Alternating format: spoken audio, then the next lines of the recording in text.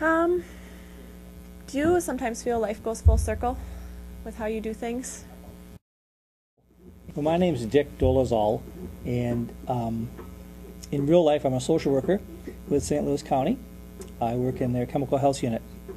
In the spring of 2000, I read Heidi's article in the Ripsaw, and that was the first time I had ever heard of these gentlemen and the lynchings. That corner was across from where I was standing was just an abandoned lot that people were parking in, and pretty rundown looking thing. People we were talking about, maybe we could put a plaque on the wall here, some way to recognize us. How can we get something in the cement of the sidewalk there? Is there some way we could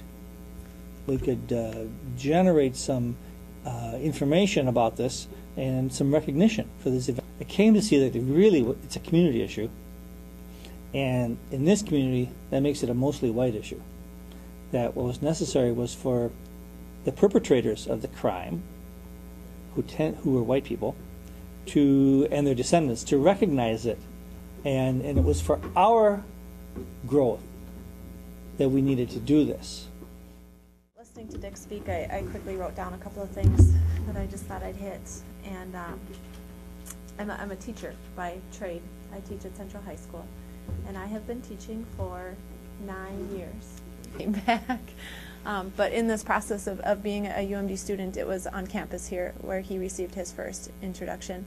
He told me about the lynching when I was an 8th grader, and I was attending Washington Junior, and I don't know if you know where the Washington apartments are, but that used to be a junior high school.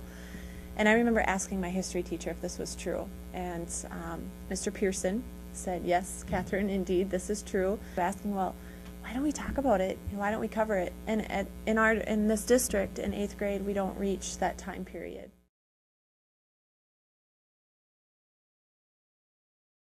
About us that were unique. It was a grassroots thing, and so that's not necessarily unique, but it meant that we had all of those. All right, who's in charge here, and how do we get a direction going? That I was hooked and started to attend the meetings. There were a lot of meetings at first, and my recollection of the meetings, we had to really come together as a group because we really did bicker about a lot of things. And at first it was just basic teaching about race and racism, and I remember these long discussions going on. And so it took a while to get down to the work of the monument for my